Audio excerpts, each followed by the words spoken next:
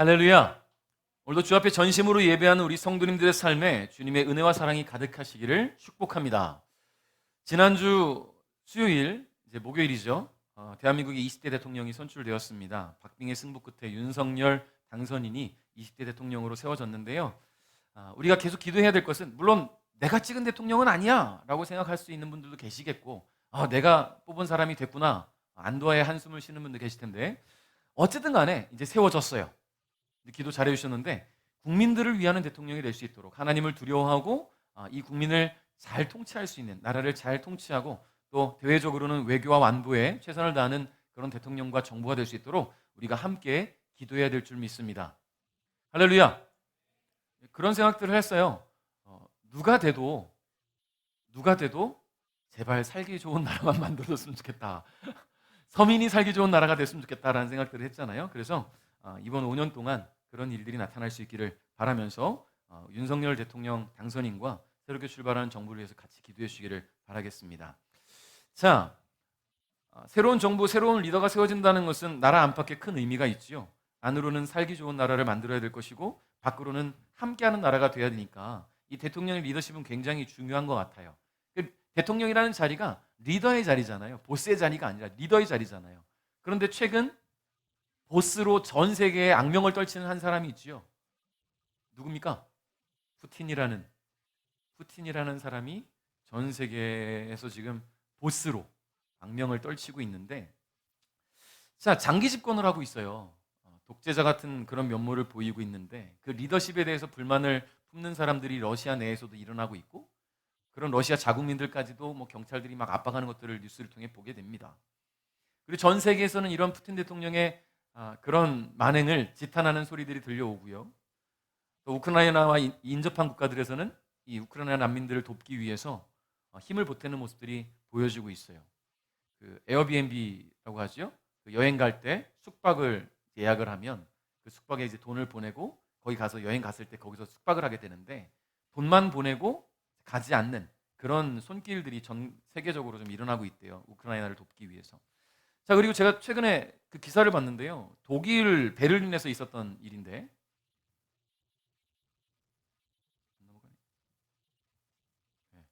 자, 이 무슨 모습이냐면요.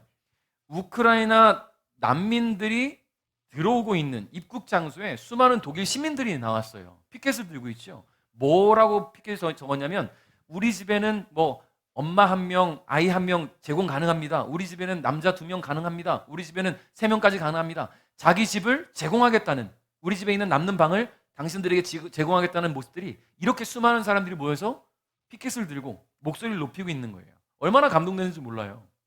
너무나 감동이 되죠. 여러분, 이 의미 없는 전쟁이 빨리 끝나기를 바라면서 세계 각국의 정상들이 푸틴 대통령하고 대화를 나누려고 합니다. 근데 그 아나무인의 태도에 이 전쟁을 끝낼 생각이 없다는 것이 자꾸 보여지잖아요. 그러면서 미국을 비롯한 여러 나라들이 러시아 제재에 동참하면서 경제적 타격을 주고 행보를 멈추게 하려고 하지만 여전히 그는 멈추지 못하고 있어요. 폭주하고 있는 것 같아요. 근데 이런 푸틴의 모습, 아나무인의 태도, 두려울 것이 없어, 이런 행보들이 이 출애굽기를 묵상하면서 한 사람을 떠올리게 해요. 그게 누구냐면 바로 애굽 왕 바로의 모습이에요. 여러분, 바로는 두려울 것이 없는 사람이었습니다. 바로, 즉 파라오라고 하죠. 파라오.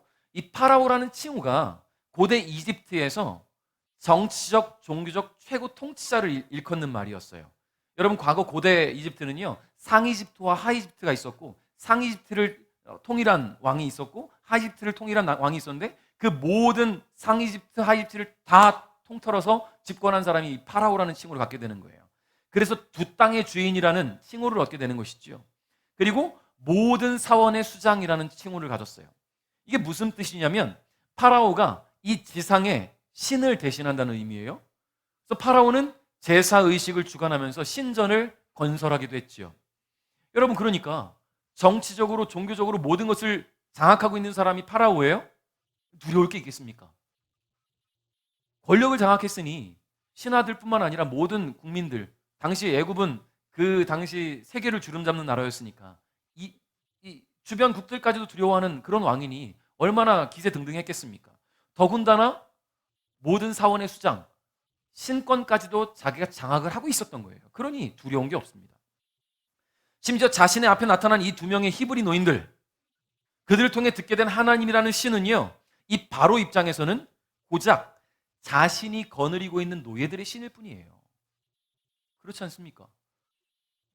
하나님이라는 이야기를 들어는 봤겠죠. 이 히브리 사람들이 부르짖는 소리를 통해서. 그런데 노예들이 믿는 신이 과연 내가 가지고 있는 이 신권보다 강하겠느냐? 그런 교만함과 오만함에 휩싸여 있는 사람이었습니다. 자, 이런 바로의 모습과 태도를 이미 알고 계셨던 하나님, 이미 알고 계셨어요. 바로는 그럴 것이다라고. 이제 하나님께서는 본격적으로 당신의 능력을 보이시기로 결정을 하시는데, 여러분, 하나님께서 시나리오를 쓰시는 거예요. 이제 어떻게 하실지를 시나리오를 쭉 써내려가시는 거예요. 물론 하나님께서 직접 바로를 죽이실 수 있어요. 왜 없으시겠습니까? 바로를 급살하실 수 있지요. 그런데 그렇게 바로를 죽이시고 애굽을 벌하실 수 있지만, 그래서 이스라엘 백성들을 구출하실 수도 있지만, 그 모든 일을 스스로 하시지 않고 대신 나서서 감당할 사람, 즉 모세를 세워서, 또 그를 돕는 아론을 세워서 하나님의 놀라운 영광의 사역을 펼쳐나가실 시나리오를 짜시는 거예요. 시나리오를. 제가 어제 아내하고 집에서 좀 쉬다가 영화를 한 편 봤어요. 그 컴퓨터로 좀 다운을 받아서 왔는데, 그 드라이브 마이카라는 일본 영화거든요. 작년에 이제 개봉을 했는지 모르겠지만 이 영화가 굉장히 잔잔해요. 뭐 어느 연예인이 나와가지고 자기 인생 영화라고 했다고 그래가지고 저 연예인이 인생 영화라고 하면 되게 재밌겠다. 여러분, 연예인들이 하는 말 다 뻥이에요. 재밌진 않아요. 그냥 잔잔해요. 그냥 쭉 가요. 심지어 영화가 2시간 58분이에요. 절반까지 봤는데 이거 여기까지 봤는데 아깝잖아요. 그래서 끝까지 봤어요. 그냥 그렇게 잔잔해요. 근데 이 영화를 보면서 한 가지 좀 재밌었던 부분이 하나 있는데, 이 영화의 주인공이 연출가거든요. 연극을 연출하는 사람. 그래서 연극을 연출하고 이 연극을 배우들을 뽑아요. 근데 신기한 게요, 이 연극 배우로 지원한 사람들 오디션에 뽑힌 사람 중에는요, 한국인도 있고 자국민 일본인도 있고 또 대만 사람도 있고 말을 못하는 수화하는 사람도 한국 사람이 또 나와요. 이 사람들이 같이 연기를 하는 거예요. 가능합니까? 그럼 다 일본어를 공부해서 하나? 아니에요. 자기 말로 자기 대사를 하는 거예요. 한국 사람은 한국 대사를 하고 한국말로, 그리고 일본 사람은 일본말로 대사를 하고, 대만 사람은 대만말로 대사를 하고, 수화하는 사람은 수화로 대사를 해요. 이게 어떻게 가능할까 싶었는데, 이 영화의 시작 부분에, 이제 시작이 아니라 이 연극을 연습을 하는데 모든 감정을 다 빼고 대사만 있는 거예요. 근데 서로의 대사를 모르잖아요. 말이 다르니까. 그래서 일본 사람이 자기 말을 뚝뚝 하고 치면 내 대사 끝난 거야. 그 다음 사람이 한국말을 대사를 하고 치면 끝나요. 또 수화를 막 한 다음에 치면 끝나요. 감정을 다 빼고 이것만 계속 하는 거예요. 며칠 동안을. 뭐냐면 완벽하게 들리게 하기 위한 거였어요.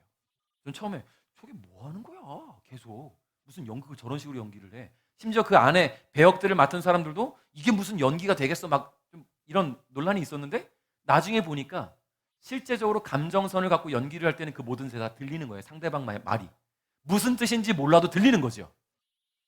그래서 나중에 마지막에 연기하는 장면이 나오는데 너무 신기해요. 너무 신기해요. 일본말로 한국말로 수화로 막 대화를 하는데 너무 신기해요. 물론 뒤에 자막이 이렇게 나오면서. 자, 이런 시나리오를 썼다는 게 너무 신기한 거예요. 이런 시나리오를 썼다는 게. 물론 이 극 중에 연출가가 직접 쓴 건 아니고 영화 감독이 썼겠지만, 어쨌든 이런 시나리오 너무 신기하지 않습니까? 근데 하나님이 그런 시나리오를 쓰신 분이라는 거예요. 하나님의 시나리오는요, 완벽해요. 이런 사람을 등장인물로 등장시켜? 라고 생각되는 일들이 성경에는 너무 많아요. 어떻게 이런 사람을 쓰셨지? 라는 생각들 말이죠. 왜냐하면 우리는 이제 하나님께서 이스라엘의 구원을 위해 써내려 가신 이 놀라운 시나리오를 보게 될 텐데요, 하나님께서 이 시나리오에 등장시키신 인물들과 그 구원의 과정들이 우리에게 얼마나 큰 도전이 되는지, 얼마나 치밀한 계획 속에 진행되는지를 함께 생각해 보려고 합니다. 1절 함께 읽겠습니다. 시작.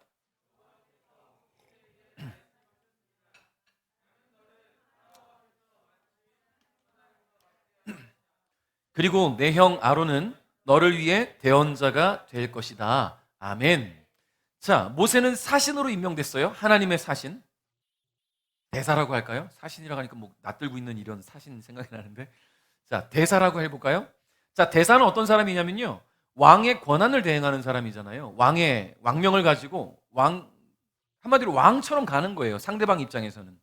모세는 하나님의 권한을 대행하는 자로 바로 앞에 서게 됐습니다. 이미 하나님은 그를 하나님의 말씀을 대언하는 자로 부르셨고요, 모세가 그 일을 감당할 수 있도록 확신을 주셨어요. 어디에서? 호렙산에서. 그런데 이 모세가 하나님의 능력을 경험하면서 하나님께서 행하실 일들에 확신하면서도 한 가지 불안한 게 있었습니다. 그게 뭐냐면, 나는 말을 잘하지 못하는 사람입니다 라는 거예요. 우리 계속 나눴잖아요. 모세가 뭐 40세까지 애굽에서 왕자로 살면서 뭐 언변이 뛰어났겠죠. 근데 그 다음 40년을 그는 광야에서 대화할 사람이 별로 없었어요. 그러니 말을 잘 못하는 게 맞아요. 말을 잘 못할 거예요. 그러니 불안한 거예요. 하나님이 나를 세우셨는데 내가 가서 실패하면 어떡할까? 실수하면 어떡할까? 내가 괜히 나섰다가 이 사역이 어그러지면 어떡할까? 이에 하나님께서는 모세의 형 아론을 그의 대언자로 세워주시면서 주님의 사명에 동참하게 하십니다. 2절에 내 형 아론에게 내가 너에게 명령한 모든 것을 말해주어라. 내 형 아론은 파라오에게 이스라엘 백성을 그 땅에서 내보내라고 말할 것이다. 보세요. 하나님은 모세에게 말씀하시고, 모세는 아론에게 말씀하시고, 아론은 바로에게 말씀하시고. 하나님이 바로에게 하시지 않았어요. 하나님이 아론에게 말하지 않았어요. 하나님은 모세에게 말씀하셨습니다. 왜냐하면 모세를 세우셨기 때문에. 모세를 하나님께서 대언자로 세우셨기 때문에. 그를 돕는 자들, 이 시나리오가 진행되기 위해 돕는 자들을 세우셨다라는 거예요. 등장인물로 말이지요. 아론은 모세의 대변인으로 사역에 동참하게 됩니다. 하나님은 모세에게 말씀하셨어요. 그 모든 말씀을 모세는 아론에게 전달했고, 이제 아론은 모세로부터 전달받은 하나님의 말씀, 모세의 말이 아니에요. 중요한 것은 모세를 통해 전달받은 하나님의 말씀이에요. 아론도 그걸 잊어서는 안 되는 거예요. 여러분, 오늘 여러분이 중요하게 여기셔야 될 거, 제가 김성현 목사가 앞 강단에 서서 말씀을 전한다고 제 말이 아니잖아요. 하나님이 전하시는 말씀을 제가 듣고 여러분에게 전한다라는 거예요. 그러니까 여러분, 하나님의 말씀이라고 듣는 것이 굉장히 중요한 것이지요. 자, 그렇게 하나님의 말씀은 모세와 아론을 거쳐 어디로 선포됩니까? 바로에게 선포되는 거예요. 하나님께서 직접 선포하셔도 되는데 왜 모세와 아론을 사용하셨을까? 그 이유가 뭘까? 그냥 하나님께서 바로의 꿈에 딱 나타나셔가지고, 야, 너 잘못됐어. 너 잘못된 생각이야. 내 백성들을 내보내줘. 안 그러면 내가 가만 안 둬. 하나님이 분명 하실 수 있잖아요. 여러분, 무서운 꿈 꿔보신 적 있죠? 한 번도 없으신가요? 혹시 여러분이 꿔본 꿈 중에 제일 무서운 꿈이 혹시 뭘까요? 혹시 꿈 꿔보신 적 없어요? 네, 아인이 무슨 꿈 꿔봤어요?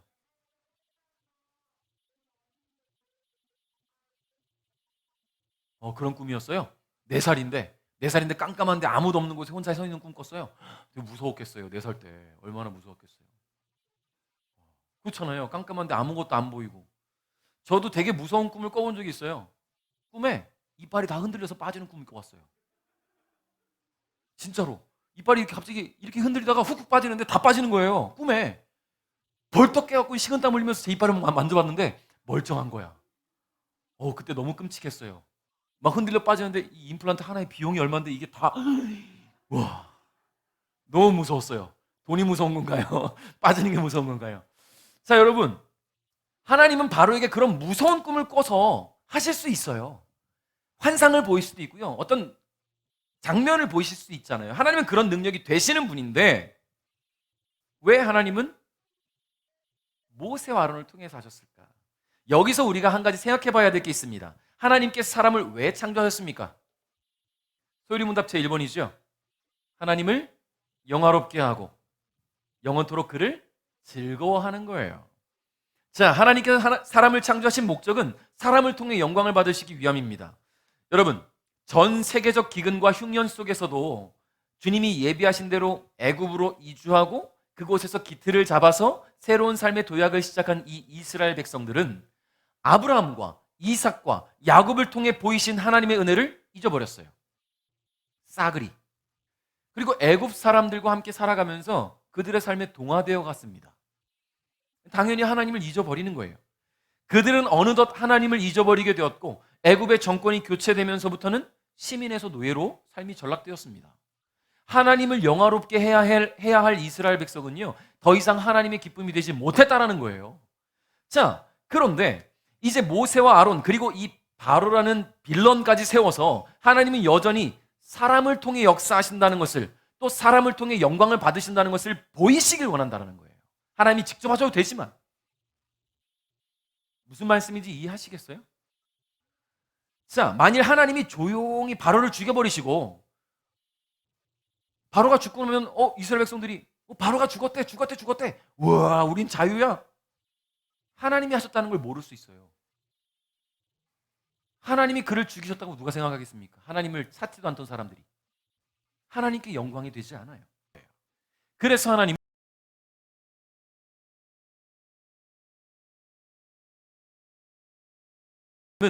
이스라엘의 구원 계획에 영광의 주체가 될, 하나님께 영광 돌릴 그 놀라운 사역에 쓰임받을 등장인물들을 세우신 겁니다. 바로 모세와 아론 그리고 바로까지 말이죠. 3절 한번 읽어보겠습니다. 시작.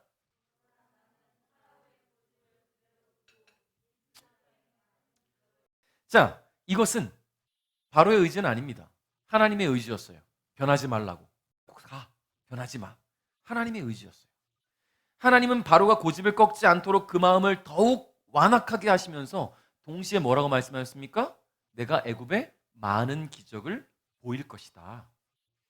여러분, 하나님께서 이 최악의 빌런 바로를 통해서 온 열방에게 보이고자 하신 것은요, 사람의 방식과는 차원이 다른 하나님의 구원이었어요. 사람의 방식과는 차원이 다른 하나님의 구원. 이전에 경험해보지 못한 수많은 기적들이 이스라엘의 출애굽 과정에서 나타나게 됩니다. 여러분, 성경 66권을 다 훑어봐도 단기간에 그 많은 이적들이 나타나는 것은 출애굽기밖에 없어요. 물론 기적들이 나타나잖아요. 예수님이 일으키신 사역, 갈멜산에서 하나님의 불이 떨어진 사역, 여러 가지 하나님이 하신 일들이 있었지만 단기간에 하나님께서 그 모든 일들, 기적들을 집중적으로 막 포격하신 거는 출애굽기예요. 하나님은 기적을 보이시고 더 큰 능력을 보이시고 더 큰 능력을 보이시면서 점차 바로로 하여금 마음이 꺾이게 만드시겠다는 거죠. 여러분, 그런 일들이 벌어지면 바로의 마음만 꺾이겠습니까? 아니에요. 그와 함께하는 사람들, 그의 신하들, 애굽의 시민들까지 점차 하나님의 능력이 가중됨에 따라 그들의 마음이 조금씩 꺾여 나가게 될 겁니다. 이게 하나님의 생각이에요. 하나님이 짜신 시나리오. 우리의 생각과는 너무 다르잖아요. 그렇죠? 하나님은 우리의 얕은 생각으로 판단해서도 평가해서도 안 됩니다. 하나님 도대체 왜 이러십니까? 라고 말하지 마세요. 하나님의 계획은 우리가 판단할 수가 없어요. 하나님은 당신의 백성을 위한 계획에 악한 자까지도 활용하신다는 것을 기억하십시오. 하나님의 시나리오 안에는 악인도 있어요. 선한 사람들만 있는 게 아니에요. 악인도 등장해요. 여러분, 우리가 하나님의 그 시나리오 안에 등장한 사람들이에요. 나는 선한 사람이다. 손 들어 보십시오. 나는 악인으로 등장인물로 왔다. 나는 조연이다. 난 주연이다. 지금 말할 수는 없겠지만 우리 모두는 그 하나님의 시나리오 안에 등장한 사람들인데, 우리가 하나님의 시나리오대로 삶을 살아가는데 악인이 등장해요. 하나님의 시나리오이기 때문에. 그리고 결국은 하나님께서 승리하는 것을 보이실 거라는 것을 믿으시기를 주님의 이름으로 축복합니다. 그 하나님이 우리 편에 서 계심에 늘 감사할 수 있기를 주님의 이름으로 축복합니다. 4절 읽겠습니다. 시작.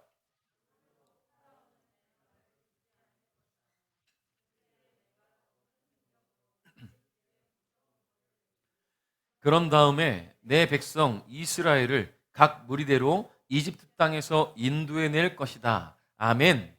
자, 우리는 그 조선 수군의 함선 13척으로 일본 수군의 함선 330여 척을 격파했던 누구죠? 이순신 장군을 기억합니다. 명량해전에. 당시 이순신 장군의 그 위험 있는 모습을 직접 우리는 본 적이 없어요. 이순신 장군 얼굴 기억나십니까? 김명민 배우 아니면 최민식 배우 그 기억나잖아요. 이순신이 기억이 안 나요. 본 적이 없으니까. 김명민 아니면 불멸의 이순신 또는 명랑해전의 최민식, 그 두 사람의 얼굴밖에 기억이 안 나는데, 또 하나 떠올라지는 얼굴이 있지요. 어디서 많이 봤어요? 네? 100원짜리에서 봤잖아요. 100원짜리에서. 100원짜리에 등장하는 이 이순신 장군의 초상화를 봅니다. 자, 이 모습을 보면 그냥 뭐 장군 같아 보이진 않아요.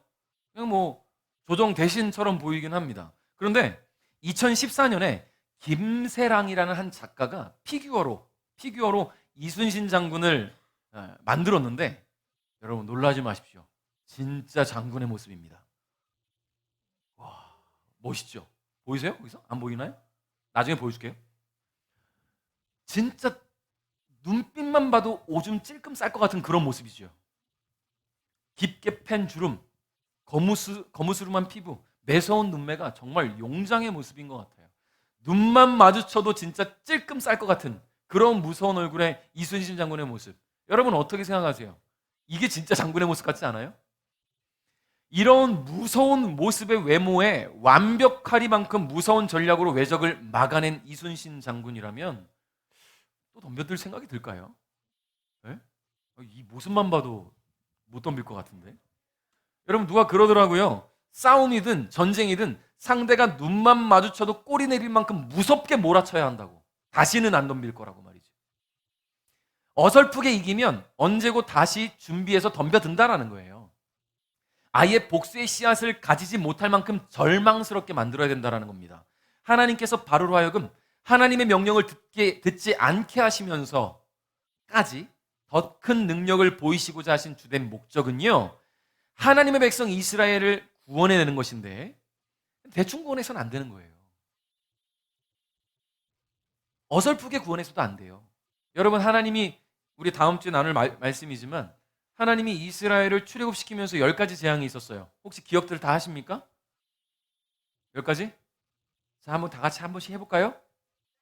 네, 시작. 네, 지금 머릿속으로는 있는데 입 밖으로 안 나오죠? 자, 피, 개구리, 이, 파리, 악질, 독종, 우박, 메뚜기, 흑암, 장자의 죽음.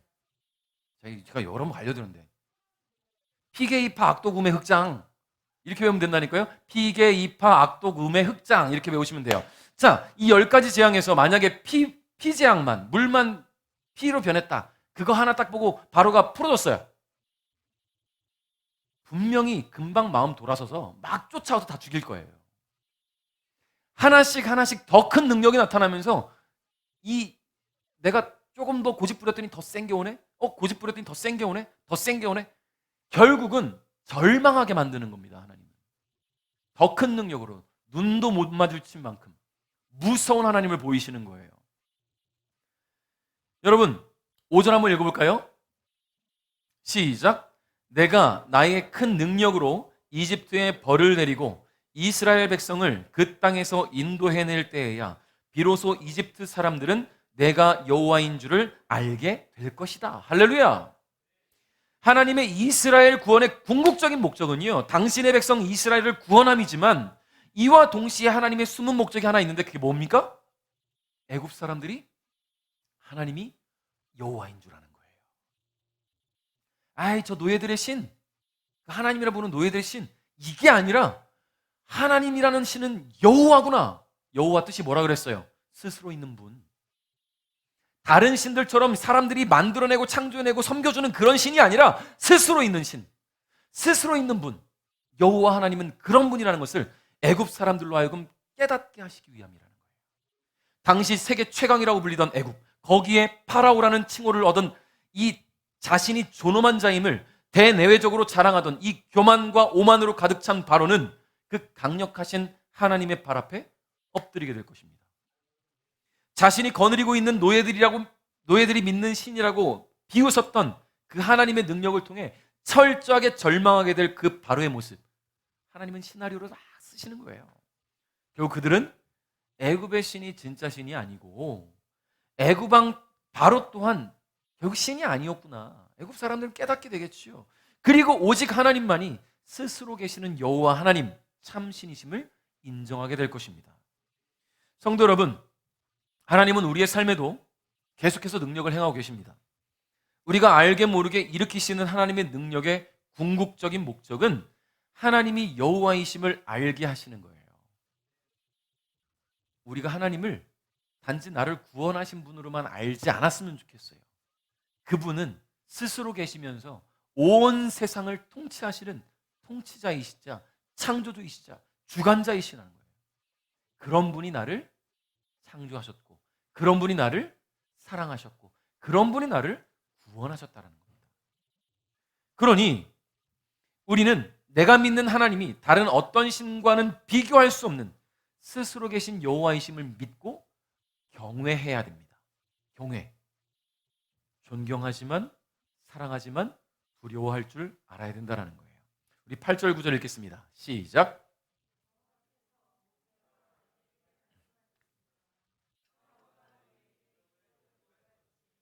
그러면 모세는 아론에게 지팡이를 파라오 앞에 던지라고 말하여라. 그 지팡이가 뱀으로 변할 것이다. 아멘. 자, 모세와 아론은 하나님의 명령에 따라 다시 애굽 왕 바로 앞에 섰습니다. 첫 번째 바로와의 만남에서는 철저하게 상실감을 얻고 돌아가게 되었는데요. 이제는 달라요. 모세와 아론은 하나님께서 이 써내려 가신 이스라엘 구원의 시나리오를 알고 있어요. 지금 어떻게 될 것인지를 알고 있어요. 바로의 마음이 완악하여서 고집을 꺾지 않을 거라는 것도 이미 알고 있고요. 하나님의 계획 안에 있는 거예요. 그것도. 그리고 만남의 횟수를 거듭하면 거듭할수록 하나님께서 행하시는 더 큰 능력이 이 애굽 땅에 떨어질 거라는 것도 이미 알고 있어요. 모세와 아론은 더욱 당당한 모습으로 이 바로 앞에 섰습니다. 그리고는 하나님의 명령대로 지팡이를 던집니다. 10절에 그리하여 모세와 아론은 여호와께서 명령하신 대로 파라오 앞으로 나갔습니다. 아론은 자기 지팡이를 파라오와 그 신하들 앞에 던졌습니다. 그러자 지팡이가 뱀으로 변했습니다. 아멘. 여러분, 바로 앞에 던져진 지팡이 누구 거예요? 누구 거예요? 네, 하나님 거예요? 저도 모세로 알고 있었어요. 어렸을 때 그렇게 배웠거든요. 근데 뭐 말씀 준비하면서 다시금 성장하고 보니까요, 아론의 지팡이였어요. 모세 거가 아니라. 모세는 모세 손에 모세의 지팡이가 있고, 아론에게 들려있는 이 아론의 지팡이로 하나님은 그렇게 놀라운 역사를 일으키셨습니다. 근데 생각해보면 어렸을 때 이런 그림 같은 걸로도 배우고 또 만화로도 또 가르치고 하시는데, 바로 앞에 선 사람은 항상 모세만 그려놨잖아요. 그렇죠? 아론의 존재를 그렇게 크게 부각시키진 않았어요. 근데 우리가 오늘 아론의 존재를 더 크게 부각시키려고 하는 이유는 뭐냐면, 하나님께서는 말 못하는 모세를 대신해서 이런 사람도 쓰시겠다라는 것을 말씀드리기 위함이에요. 여러분, 내가 부족한 부분이 있다면 기도하시면 돕는 자를 붙여주실 거예요. 그게 바로 아론과 같은 사람들입니다. 자, 오늘 말씀 보면 분명히 알 수 있어요. 바로 왕 앞에 던져진 지팡이는 하나님의 명령을 들은 모세에 의해 던져진, 아론이 나가서 던진 아론의 지팡이입니다. 자, 그런데 우리는 지팡이가 뱀으로 변하는 장면을 이미 한번 경험했죠? 어디서 경험했습니까? 홀렙산에서요? 모세가 홀렙산에서 하나님을, 떨기나무의 가운데 계신 하나님을 처음 만났을 때 모세의 지팡이를 하나님 던지라 했더니 뱀으로 변했어요. 홀렙산에서. 자, 그런데 오늘 또 뱀으로 변한 거예요. 아론의 지팡이가. 그런데 다른 종류의 뱀이었어요. 이게 웃기죠? 성경에 그냥 뱀이라고 나오는데 다른 종류의 뱀이다. 자, 이게 좀 다른 종류로 하면 뭐 살모사냐, 까치독사냐, 뭐 코브라냐 이런 의미를 볼 수 있겠지만 아예 다른 개념으로 봐야 된다는 거예요. 왜 그러냐면 히브리어 원문에서 이 모세의 지팡이가 변하여서 된 뱀은 히브리어로 뭐라고 쓰냐면 나하시라는 단어를 써요. 말 그대로 뱀이에요. 그런데 아론의 지팡이가 변하여서 된 뱀은 탄닌이라는 단어를 씁니다. 탄닌. 근데 이 성경에는 탄이라는 단어가 다양하게 해석돼요. 이 히브리어 탄닌이라는 단어가 오늘 본문에서는 뱀으로 해석됐죠. 그런데 창세기에서는 바다 생물로도 해석이 되고요. 에스겔에서는 악어로도 해석이 되고요. 이 탄이라는 단어가 여러 종류의 해석들을 갖게 됩니다. 사실 탄닌이 어떤 생물인지 정확하게 알려져 있진 않지만 일반적으로는 커다란 파충류, 특히 뱀의 형상을 닮은 생물을 말하는 것으로 성경학자들이 결론을 지었어요. 그러나 아무튼 성경에는 다른 생물로도 번역이 되고 있다. 우리가 알아야 됩니다. 중요한 것은 성경에서 사용된 대부분의 예를 보면 이 탄닌이라는 단어는 하나님의 대적자를 가리키는 말이었어요. 대적자. 자, 오늘 본문에 등장하는 뱀으로 번역된 탄닌도 바로 이와 같은 관점에서 볼 수 있습니다.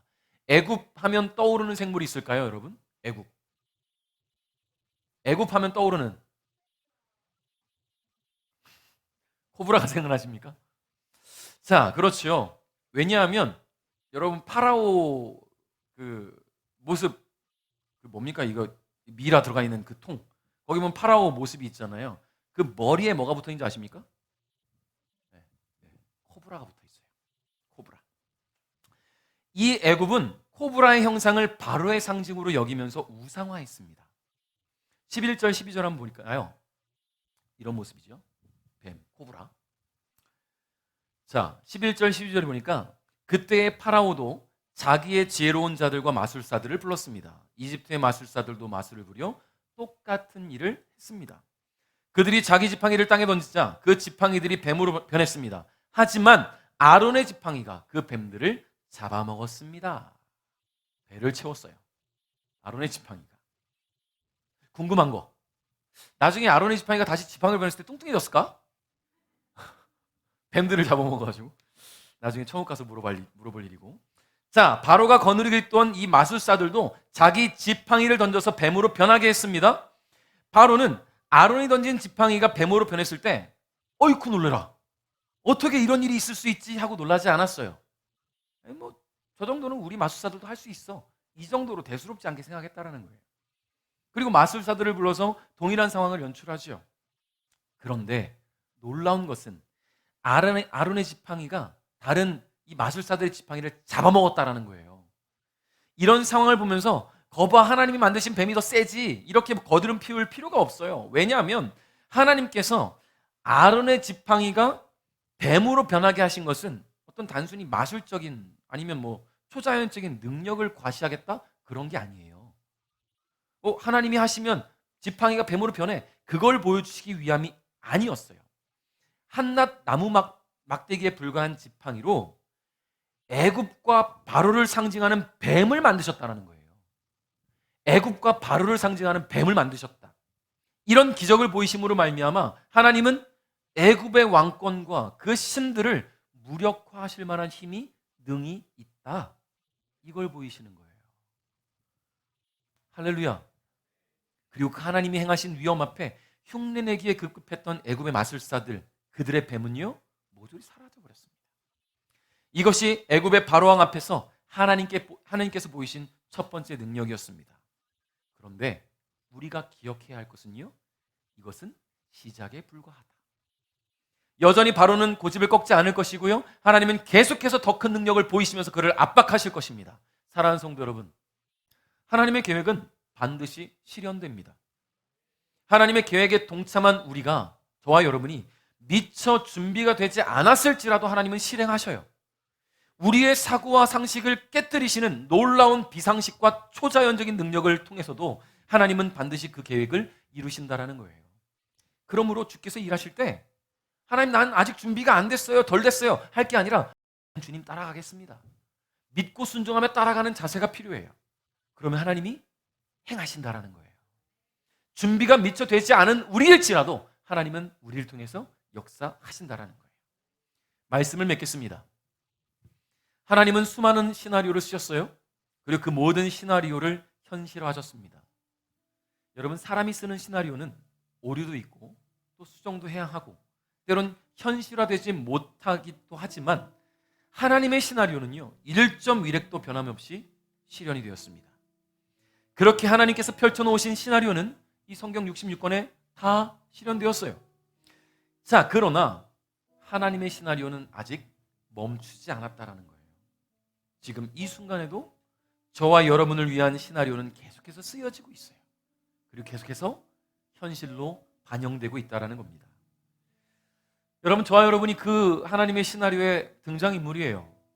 뭐 누구는 주연일 수도 있고 누구는 조연일 수도 있고 누구는 엑스트라일 수도 있겠지요. 하나님께서 여러분 개인의 삶에 여러분 개개인은 주연으로 세우셨다는 것을 기억하십시오. 그렇잖아요. 김성현의 삶에 저는 주연이에요. 제 삶의 조연은 뭐 제 아내, 저희 부모님 조연이죠. 아니 같은 주연으로 봐야 되나요? 아니 우리 베델교회 성도들이 조연이라고 해줄까요? 그럼 우리 뭐 김정희 집사님, 방주선 집사님, 우리 원로 목사님, 사모님, 원로 목사님, 여러분 모두는 여러분의 삶에서는 주연이고 다른 사람들은 조연이잖아요. 근데 하나님은 그 개개인의 삶에 대한 시나리오를 1.1획도 어긋남이 없이 써내려가신다는 거예요. 너무나 감사하지 않습니까? 하나님의 작품의 등장인물로 선정된 것만으로도 영광스러운 일인데 그 모든 내용이 나를 구원하시기 위한 하나님의 사랑과 은혜에 대한 작품이라는 것. 그러니 우리는 이 작품에 임하는 자세는 어떻게 되겠습니까? 최선을 다해야죠. 최선을 다해야죠. 아까 제가 드라이브 마이 카라는 영화에서 말씀드린 것처럼 좀 감정을 빼고 대사를 외워서라도 기초를 단단히 하니까 거기에 감정선이 들어갔을 때 완벽한 연극이 된 것처럼 여러분 우리는 기초를 단단히 해야 돼요. 하나님께서 만드신 이 시나리오 안에, 이 작품 안에서 기초, 신앙의 기초는 뭡니까? 여러분 기도와 말씀이에요. 할렐루야. 기도와 말씀과 찬양과 예배는 기초예요. 이게 잘 다져져야 마음껏 하나님을 예배하고 마음껏 소통할 수 있습니다. 이스라엘을 구원하시기 위해 모세와 아론 그리고 바로까지 사용하신 하나님께서 오늘 저와 여러분을 통해 하나님이 계획하신 놀라운 일들을 경험하게 하실 겁니다. 그 하나님을 온전히 신뢰하며 또한 경외하며 매 순간 주어질 날들을 감사하며 살아가는 우리 베델 가족 여러분이 되시기를 주님의 이름으로 축복합니다.